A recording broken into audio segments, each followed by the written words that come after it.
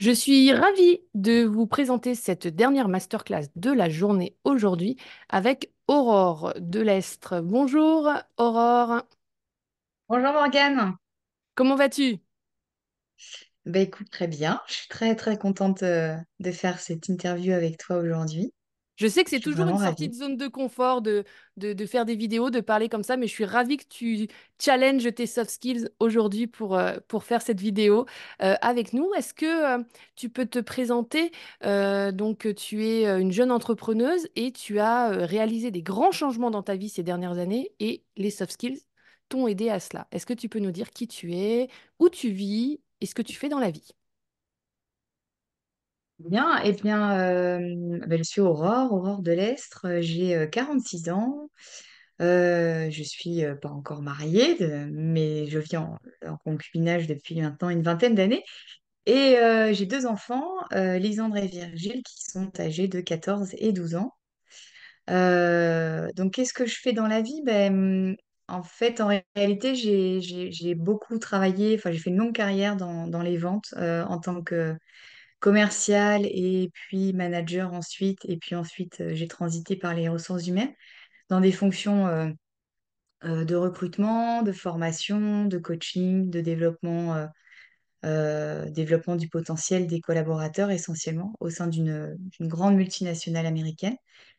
Et après 21 ans de bons et loyaux services, eh bien, j'ai décidé, on a l'impression que ça se fait d'un coup de baguette magique, mais non, ça a été un peu long. Mais en tout cas, en 2022, j'ai décidé de quitter le salariat pour me lancer dans l'aventure entrepreneuriale en tant que formateur, toujours, puisque c'est vraiment quelque chose qui m'a toujours plu dans mon métier. Mais plus spécifiquement autour des soft skills parce que j'ai longtemps attaché d'importance à tout ce qui était attitude et comportement plus que sur l'aspect technique qu'on appelle aussi communément les hard skills.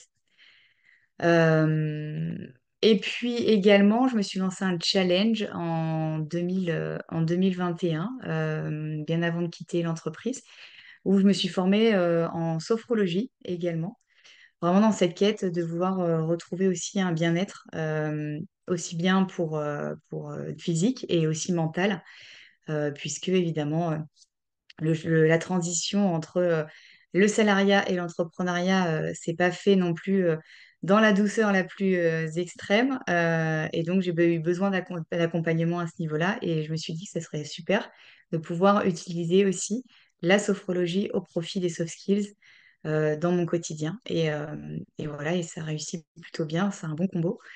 Donc, je suis très contente de l'avoir fait. Et voilà, ça fait partie des compétences que je rajoute à mon arc et que je peux exploiter et utiliser avec parcimonie en fonction du type de client que je peux avoir en face de moi et que je vais adapter en fonction de si ce sont des particuliers, si c'est des associations ou si c'est plutôt des entreprises. Puisque voilà, en fonction de la réceptivité de chacun, il y a des choses qu'on peut y mettre et d'autres un petit peu moins. Je trouve ça très Toi, intéressant parce que tu as à la fois utilisé les soft skills d'un point de vue pro pour prendre une grande décision d'un point de vue du salariat, d'un point de vue entrepreneurial pour vraiment changer ton projet et d'un point de vue personnel, en fait, finalement, parce que ça s'est aussi accompagné d'un grand bouleversement familial, cette histoire-là, parce que tu as fait une migration, j'allais presque dire, vers le sud pour quitter la région parisienne, c'est bien ça? oui, tout à fait, effectivement. On a pris la décision. Alors, c'était une décision plus personnelle au départ, mais j'ai réussi à embarquer avec moi ma famille. Mais effectivement, c'était quelque chose qui était dans ma tête déjà depuis 3-4 ans. On attend toujours des échéances type départ en retraite pour prendre ce genre d'initiative, pour quitter la région d'origine pour aller vers des contrées un peu plus agréables d'un point de vue climatique. Et puis là, en fait, le fait de quitter l'entreprise, ça m'a mis un coup de pied aux fesses. Et je me suis dit, c'est le moment. C'est maintenant qu'il faut le faire. Aussi parce que mes enfants étaient en âge de pouvoir accepter aussi cette transition. Euh, Puisque à 10-12 ans, c'est plus facile que quand on a 15-17 ans. Donc voilà, on a fait cette décision-là, on a pris cette décision-là. Évidemment, il y a aussi une organisation autour de ça, puisque il s'avère que moi, j'ai quitté mon emploi et je me suis reconstruite ici, mais mon mari, lui, continue ses activités en région parisienne. Donc, ça demande une vraie organisation familiale et évidemment des concessions qui sont à faire de part et d'autre.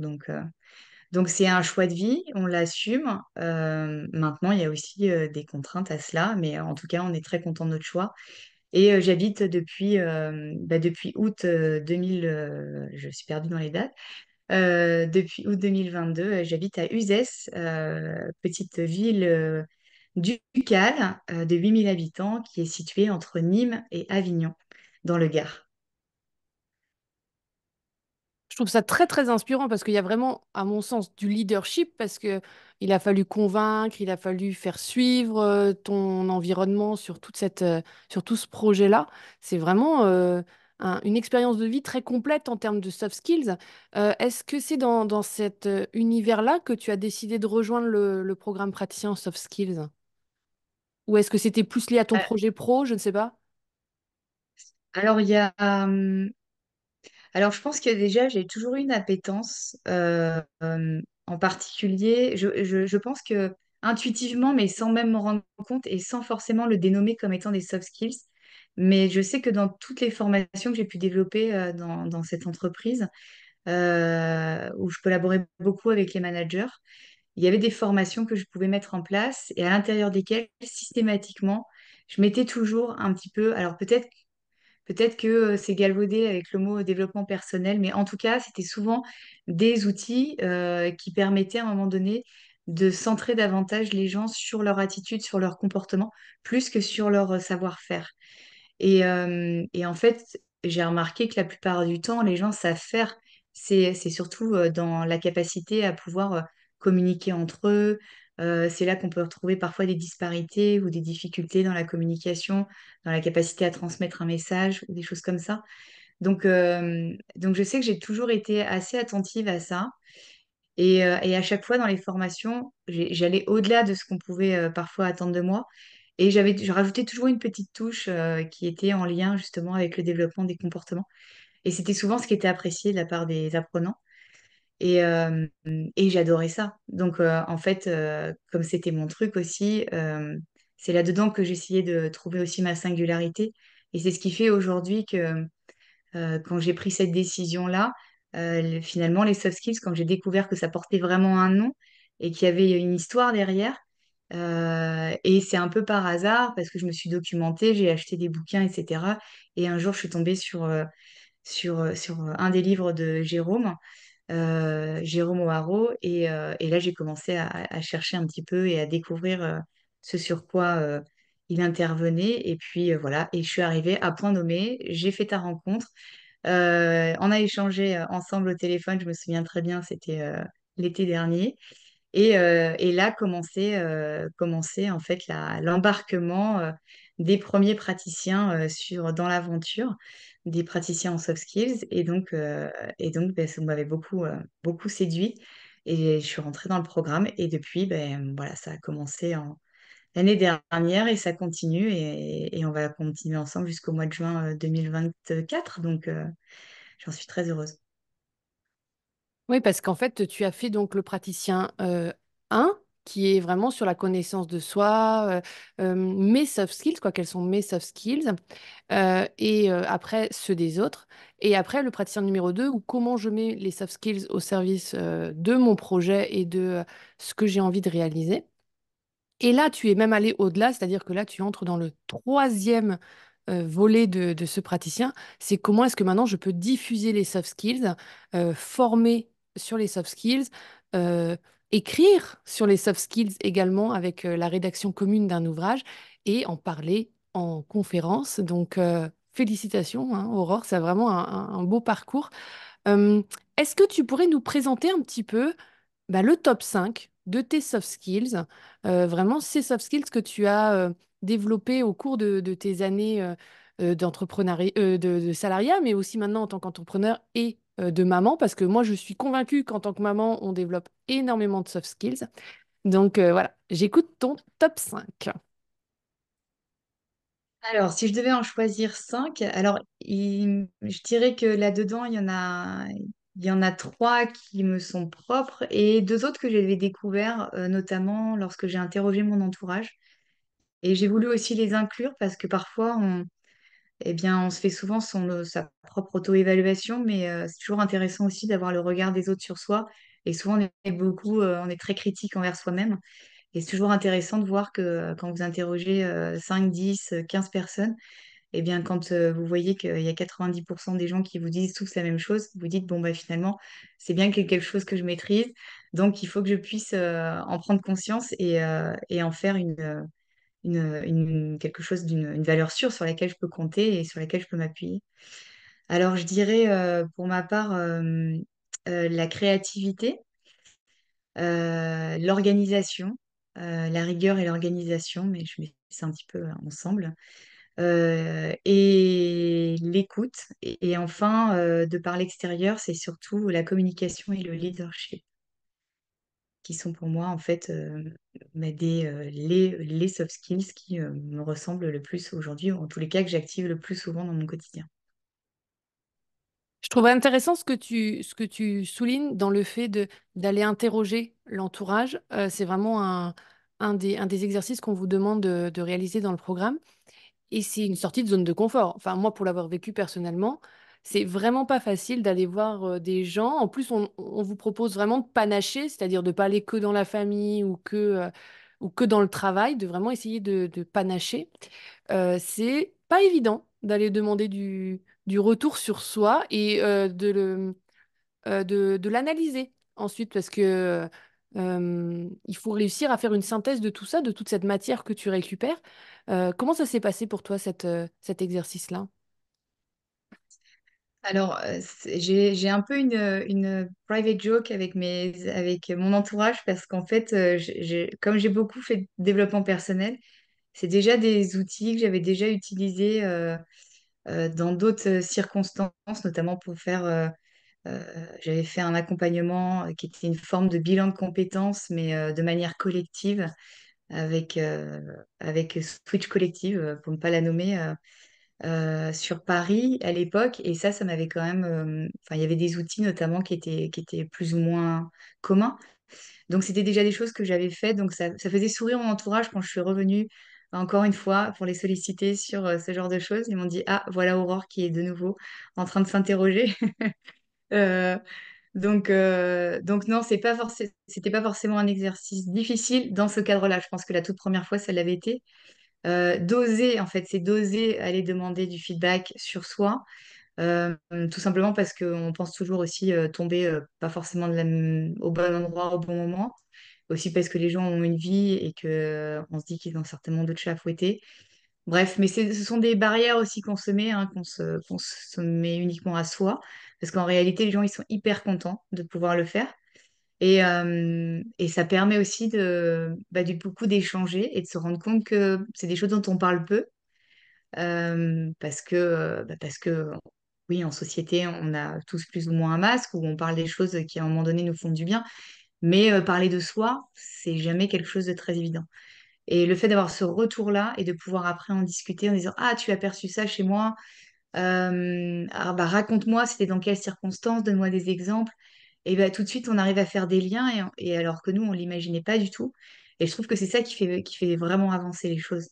Euh, cette prise de conscience et cette capacité à l'intégrer et à derrière s'en resservir pour mieux faire après. Comment est-ce que tu as procédé pour obtenir ces retours? Tu as envoyé des messages, tu as appelé les gens, tu les as vus en vrai? Comment est-ce que tu as procédé pour obtenir ces soft skills? Et justement, tu allais même plus loin, c'est-à-dire que tu demandais aux gens vraiment de justifier ces mots qu'ils avaient choisis. Donc, comment est-ce que tu as fait? Alors, j'avais tout simplement sur WhatsApp parce que c'était le moyen de communication le plus rapide et aussi celui que les gens utilisent beaucoup et qui est assez spontané. Et en fait, tout simplement, j'avais listé mes questions directement avec des bullet points, voilà. Et après, les personnes m'ont fait des réponses, on va dire, spontanées de cette manière-là. Quelques-uns ont utilisé l'email parce que on souhaitait faire des réponses beaucoup plus longues. Mais voilà, en fait, je me suis pas trop cassé la tête sur le support. J'y suis un peu allée intuitivement. Et à ma grande surprise, j'ai tendance à vouloir interroger plus de monde pour pouvoir récolter un maximum de messages aussi. Donc c'est vrai que j'ai sollicité 25 personnes et sur les 25, il y en a 18 qui m'ont fait un retour. Mais un vrai retour, c'est-à-dire pas juste trois mots, mais vraiment avec des réponses étayées. Et ensuite, en fonction, quand il y avait des incompréhensions, je revenais vers eux et je leur demandais par téléphone en leur disant, est-ce que tu as un moment à me consacrer? J'ai besoin de 10 minutes de ton temps pour qu'on discute notamment de ce point-là, de ce point-là, parce que j'ai besoin de creuser et de comprendre deux, trois choses. Et les gens l'ont fait avec beaucoup de plaisir. Et voilà, et souvent maintenant, c'est un peu quand on sait au téléphone ou ils disent, ah, au fait, t'en es où au niveau de... Ça a donné quoi? Qu'est-ce que t'en as fait? Raconte-nous. Voilà, l'idée aussi, c'est aussi de...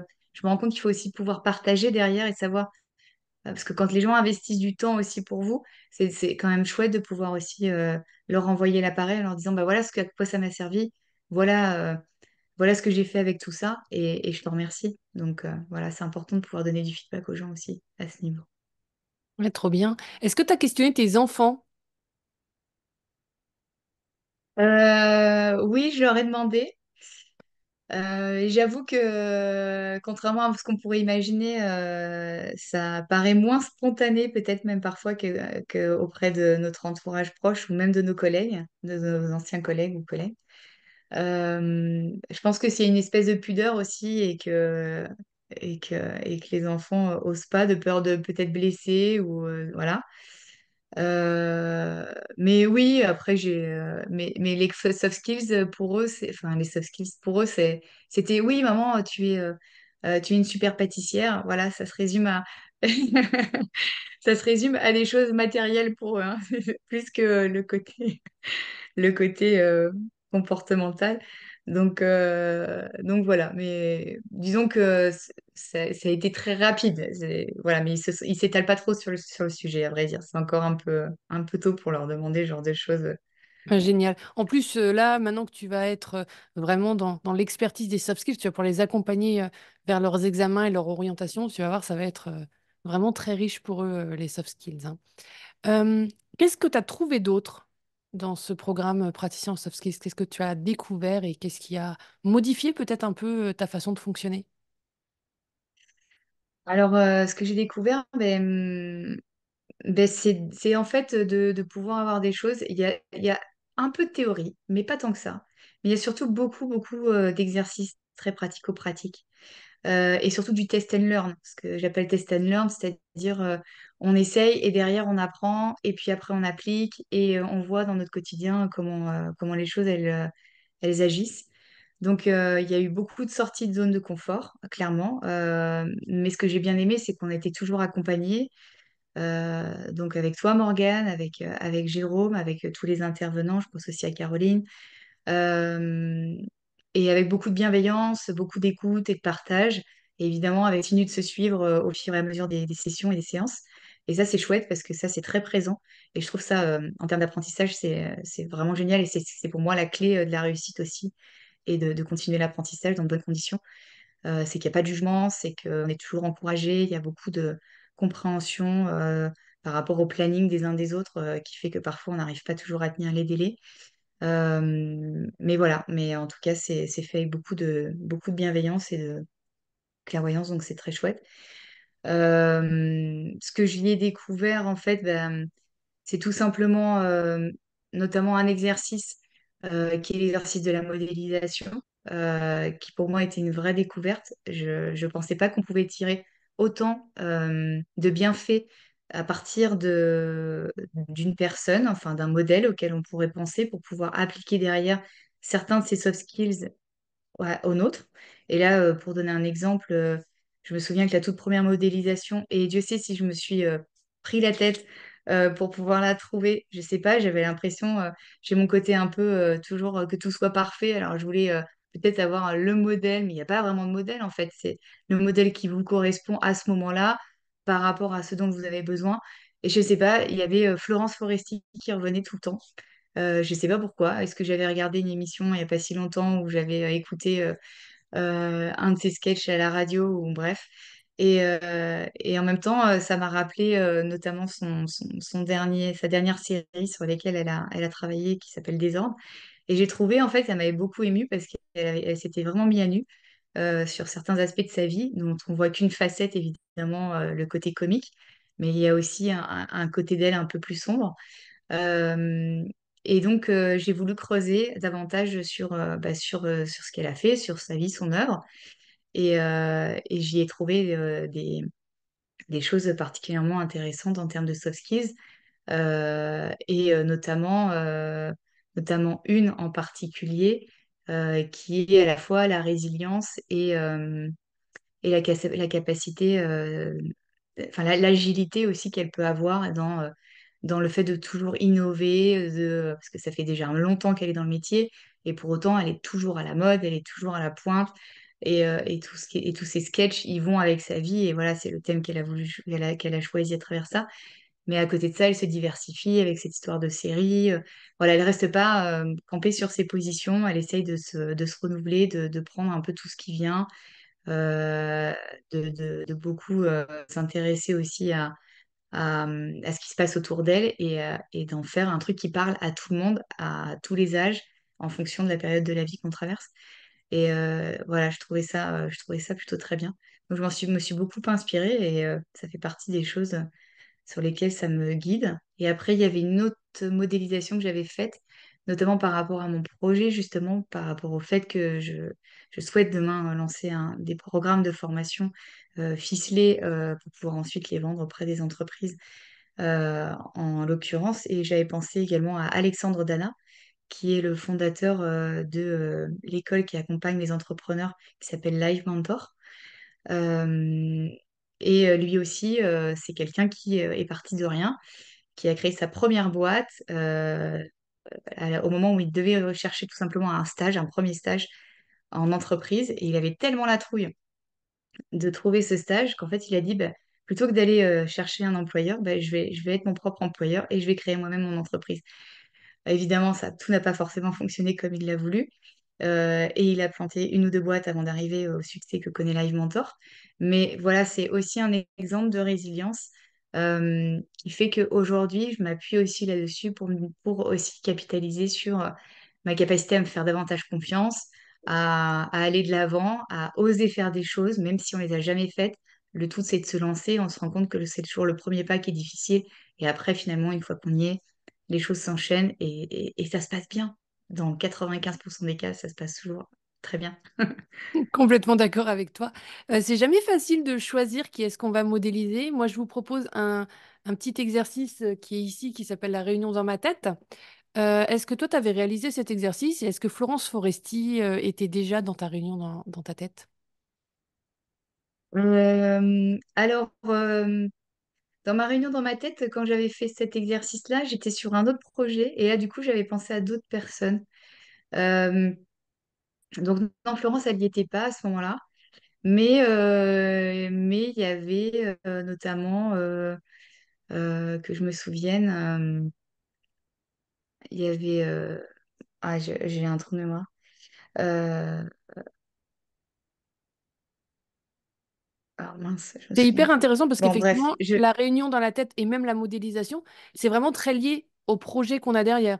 C'est-à-dire que on va pas ouais. convoquer dans sa tête les mêmes personnes si c'est l'organisation de ses vacances ou si c'est le lancement d'un programme de formation. Si c'est selon l'enjeu, selon le temps qu'on a à y consacrer, on va pas modéliser du tout les mêmes personnes. Après, comme tu le disais, moi, je fonctionne exactement comme toi, c'est qu'il y a un moment donné, il y a des personnes, je sens qu'ils reviennent, je sens que mon cerveau, il tourne autour, tu vois. Moi, en ce moment, c'est Mozart. Je sais pas pourquoi, je joue pas du tout de piano ou de musique. Et il me tourne autour. Je vois des infos, des livres, alors qu'avant, il me tournait pas autour comme ça. Donc, je me dis, c'est qu'il y a quelque chose que je dois aller peut-être explorer chez cette personne, creuser dans sa façon de fonctionner. Et du coup, c'est hyper intéressant parce que ben là, tu t'es challengé sur deux, d'ailleurs, sur Florence Foresti et Alexandre Dana. Est-ce que tu as eu l'idée ou l'envie de peut-être aller interviewer Florence Foresti? J'y ai pensé, j'y ai pensé. Dans le cas de l'exercice, d'ailleurs, sur le praticien, ça fait partie des exercices qu'on nous demande de faire. Donc, c'est une vraie sortie aussi de zone de confort. Et c'est un exercice que j'ai mené, mais à ce moment-là, il s'est trouvé que aussi d'un point de vue temporel, c'était quelque chose à faire enfin pour l'été dernier. Et voilà, entre les congés de chacun, etc., c'était un peu compliqué. Je le garde en tête, mais j'avoue que j'ai tellement de choses dans ma tête qu'à un moment donné, il faut que je fasse aussi de la place et j'ai beaucoup des priorités à gérer. Donc, il faut que je me dis que c'est pas pour tout de suite, mais ça ferait partie d'un beau challenge ouais, que j'aimerais bien réaliser. Ouais. Ça me ferait vraiment plaisir. Moi, je me suis prêtée à l'exercice une fois, j'avais modélisé Virginie Delalande, par exemple, et je lui ai envoyé, tu vois. Donc, ça peut avoir du sens ou pas pour la personne qui le reçoit, mais c'était une petite sortie de zone de confort, un petit exercice, et c'était plutôt très sympa. Pareil pour les réunions dans ma tête, quand il m'arrive de les publier sur les réseaux, parfois, bah, je me challenge à taguer les personnes si elles sont encore vivantes ou si elles existent, parce qu'évidemment, si je tag Yoda, je suis pas sûre qu'il réagisse sur les réseaux sociaux. Mais voilà. Donc, en tout cas, le praticien soft skills, ce sont des challenges qui vous sortent de votre zone de confort. Clairement, Ah c'était oui, plus ou clairement. moins simple par proposition qui était faite, mais le but, c'est d'aller chercher les soft skills dans la sortie de zone de confort. Ah oui, tout à fait. Ouais, là, je pense, oui, il y a pas, il y a pas mieux. Enfin, là, clairement, j'ai fait des choses en 6-8 mois que je n'aurais jamais faites si je n'avais pas été challengée de la sorte, c'est évident. Tout à fait. Il me semble que la méthode Viper a aussi assez résonné chez toi. Pour la concrétisation de ton projet et tout ça. Est-ce que tu peux nous dire en quoi cet outil t'a vraiment permis de débloquer des choses ou d'avancer sur le projet que tu t'étais fixé? Eh bien oui, en fait, le Viper, c'est un outil qui permet à la fois de se fixer des objectifs. euh, et souvent, c'est vrai que moi, je fonctionne beaucoup, alors je dirais pas à l'intuition, il faut pas exagérer, mais en tout cas, c'est vrai que je prends un peu les choses comme elles viennent et je programme plus ou moins. Mais souvent, en fait, le travers que ça peut avoir, c'est que bah, je me disperse beaucoup et que souvent, bah, sur certaines tâches, je peux vite procrastiner parce que ça m'embête de les faire à ce moment-là.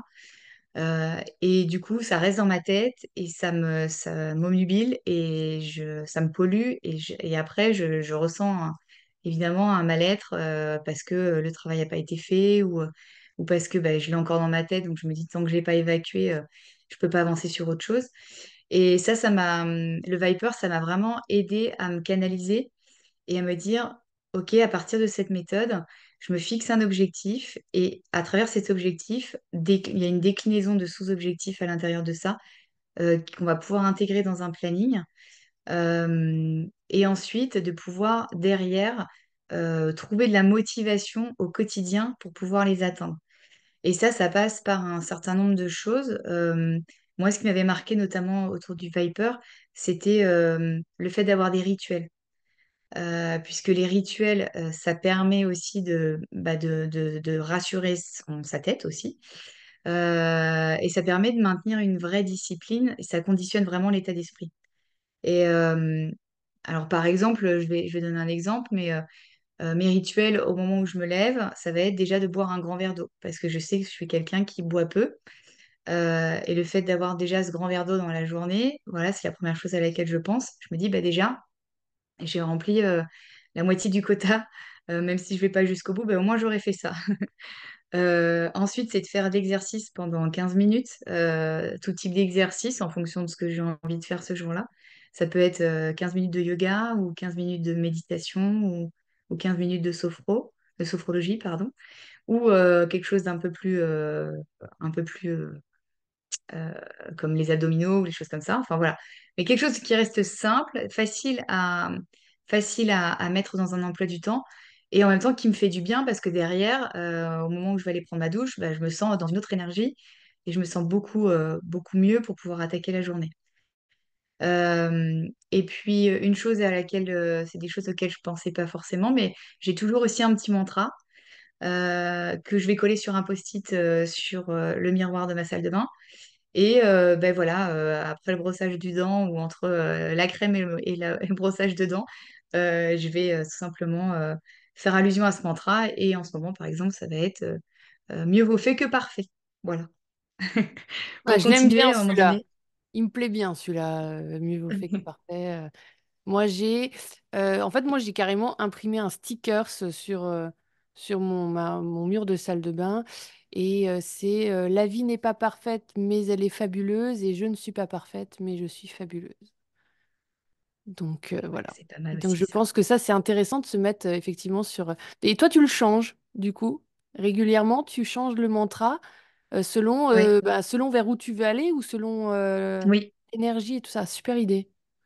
oui, oui, oui.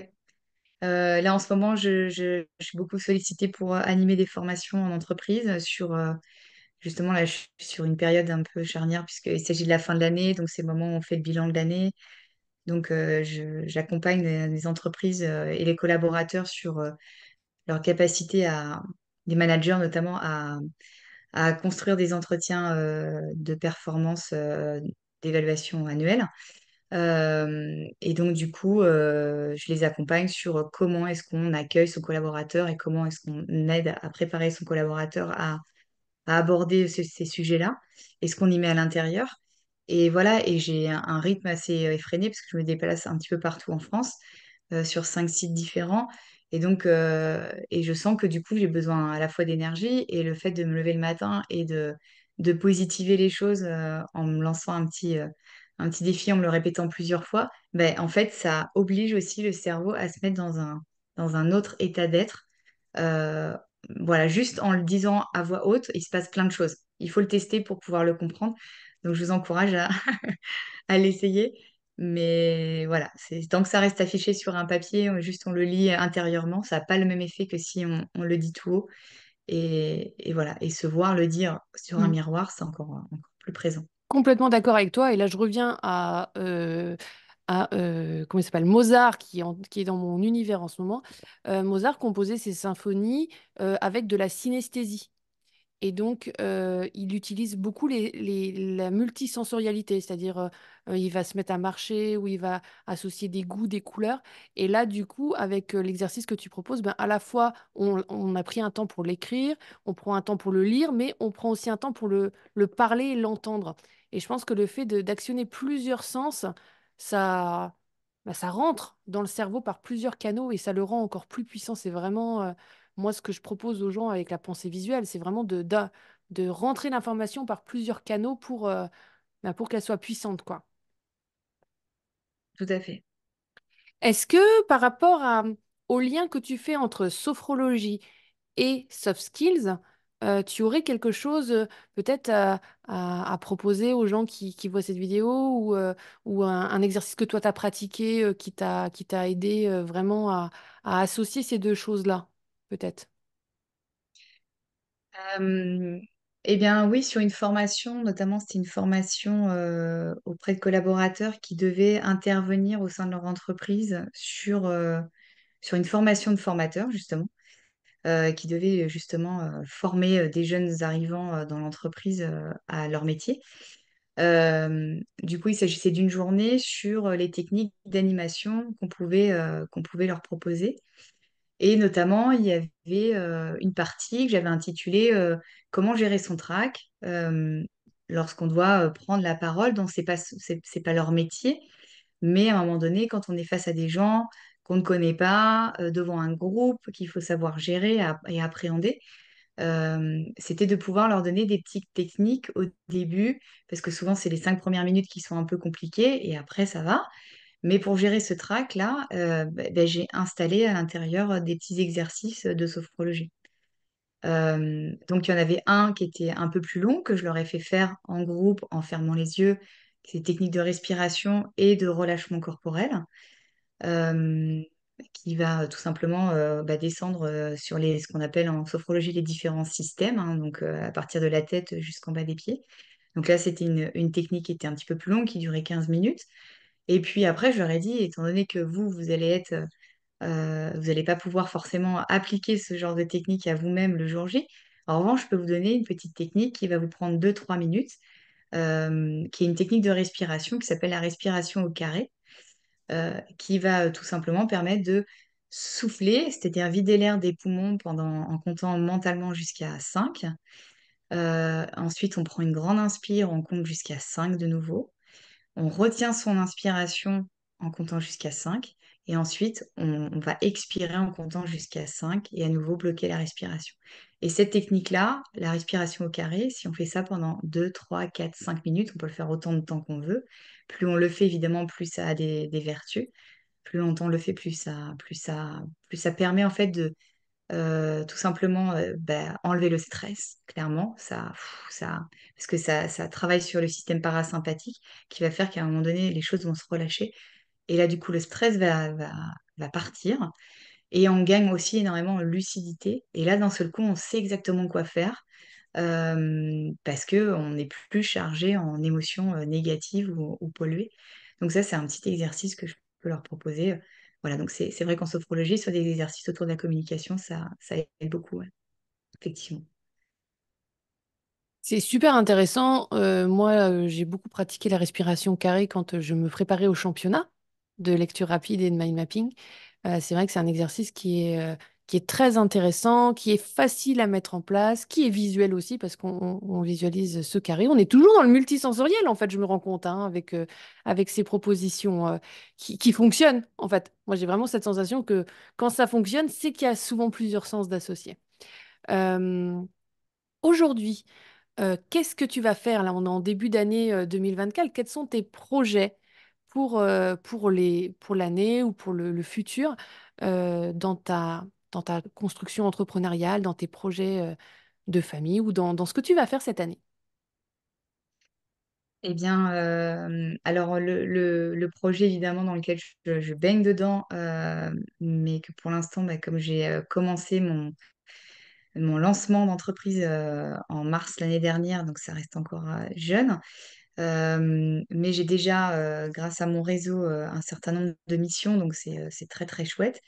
Euh, donc j'anime en fait des formations et j'accompagne des gens sur certaines thématiques.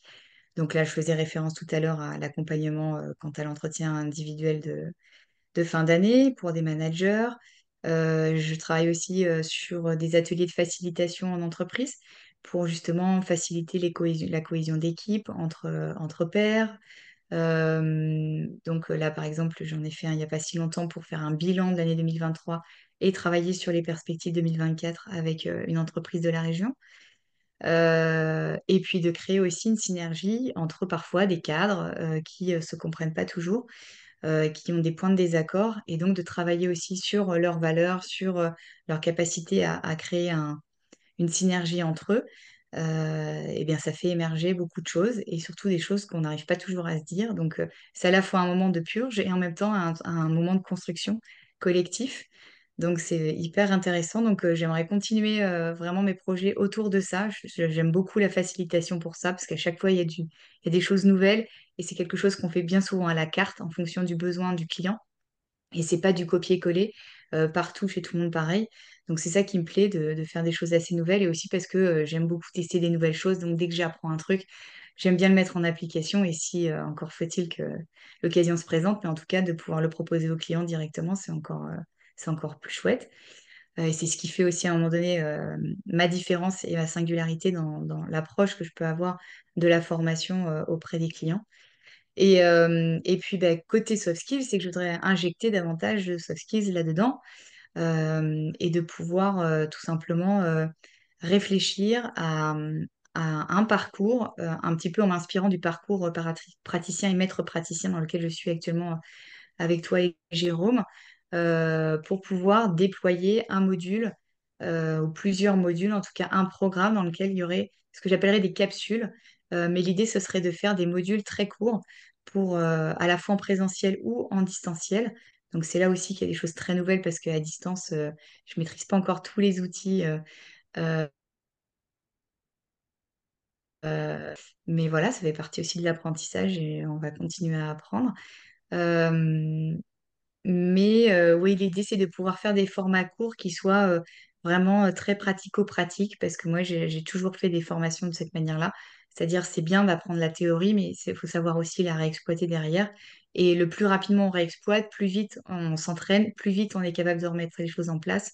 Et c'est comme ça qu'on acquiert les choses et qu'elles durent dans le temps aussi derrière. Et c'est pas juste, je sais le faire en formation, mais après, je m'en lave les mains et j'oublie et je passe à autre chose et je reviens dans mes habitudes qui sont pas toujours les meilleures. Donc l'idée, c'est de faire quelque chose de très pratique, facilement applicable. Donc, il faut encore que je mûrisse là-dessus, mais en tout cas, j'aimerais beaucoup travailler là-dessus. Et voilà, et donner l'impulsion que méritent aujourd'hui les soft skills, parce qu'on sait que voilà, les gens, s'ils veulent faire la différence, je pense, dans leur capacité à rebondir d'une entreprise à une autre, du salariat à l'entrepreneuriat, et réciproquement. Enfin, voilà, je pense que les soft skills, en fait, ça fait partie de soi. Et plus on en développe, plus on a cette capacité à être agile, à être adaptable dans toutes les situations. Et que du coup, des situations qui sont parfois des situations où on a des craintes, on a des peurs, plus on a de soft skills dans son sac à dos, et plus il est facile de dégainer les bons au bon endroit, au bon moment. Et c'est ce qui permet après de gagner en confiance, en assertivité, en capacité à prendre le lead, à aller de l'avant et à avancer dans ses missions de vie, quoi. Ouais, complètement d'accord avec toi. Et d'ailleurs, c'est vraiment la façon de faire dans le programme praticien, c'est on vous donne l'outil, mais on vous propose de le mettre à dans votre vie, quoi. C'est-à-dire vraiment de l'expérimenter sur quelque chose qui vous touche, quelque chose qui est de l'ordre de votre projet, pour faire avancer votre projet avec cet outil, pour que vous vous rendiez compte de la puissance, pour qu'après, éventuellement, vous puissiez imaginer le transmettre ou le modifier. Voilà, mais on vous propose vraiment toujours de l'expérimenter sur votre intériorité, en fait. C'est-à-dire, on va pas vous dire, bah, alors toi, tu vas modéliser Charlie Chaplin, et puis toi, tu vas prendre Nelson Mandela, et puis non. C'est vraiment vous qui devez vous questionner et aller chercher au profond de vous-même ce qui fait sens en fait. Et c'est ça qui est super intéressant, c'est que ben, dans ce que tu proposes aussi, c'est de mettre l'humain au centre de ses décisions aussi, quoi, et d'être acteur de ses apprentissages et de ses choix, quoi. Tout à fait. Où est-ce qu'on peut te retrouver, te suivre, savoir un petit peu comment évoluent tes projets? Bien, tout simplement, pour le moment, vous pouvez me retrouver soit par email directement, soit via LinkedIn. Euh, et puis également, j'appartiens à un collectif qui est la Scope Mine de Talent, qui est situé à Alès, dans le Gard. Voilà, on peut directement, en tapant Mine de Talent, rubrique entrepreneur, et là, on va retrouver ma page profil avec mes coordonnées euh, et tout ce qui va bien. Mais LinkedIn, ça paraît évidemment tomber sous le sens par rapport à cette activité, Eh bien, génial, on va tout mettre tout simplement. ça dans la description de la vidéo. Est-ce que tu as un mot de la fin, quelque chose avec laquelle tu as envie que les gens partent de cette vidéo que tu as fait avec moi ce matin? Euh, allez, tout ce qui me vient là tout de suite là maintenant, c'est un peu ce sur quoi, sur le chemin dans lequel je suis déjà depuis quelques temps et que je continue d'investiguer, mais j'ai l'impression que si j'y suis toujours, c'est parce que je m'y sens bien, même si je suis toujours un peu dans l'inconfort. Mais c'est la phrase de Gandhi qui est sois le changement que tu veux en ce monde. Euh, voilà, tout simplement pour utiliser cette métaphore pour expliquer que le changement, il passe par soi d'abord. C'est-à-dire qu'il ne faut pas attendre des autres tout simplement que les choses changent. C'est chacun à notre niveau, on peut aussi activer des choses. Et c'est que comme ça que les choses changeront aussi autour de nous. Donc voilà, changeons-nous nous-mêmes, modifions des façons de faire et on peut avoir des vraies révélations et il faut croire en soi. On a tout en soi déjà. Il n'y a plus qu'à aller les activer, à cliquer sur le bouton. Complètement. Et ben, en plus, le bouton, il est juste en dessous. Il est pour s'inscrire au programme praticien en soft skills et activer vraiment toutes ces soft skills qu'on a en nous. Vraiment génial, Aurore. Merci beaucoup pour ce moment en ta compagnie. Je sors de là pleine d'énergie. Je suis ravie. Vraiment, vraiment super inspirant. Je vous remercie, vous aussi, d'avoir regardé cette vidéo. Et puis, n'hésitez pas à partager, à commenter si vous en avez l'envie. Belle journée. Au revoir. Au revoir, Morgane.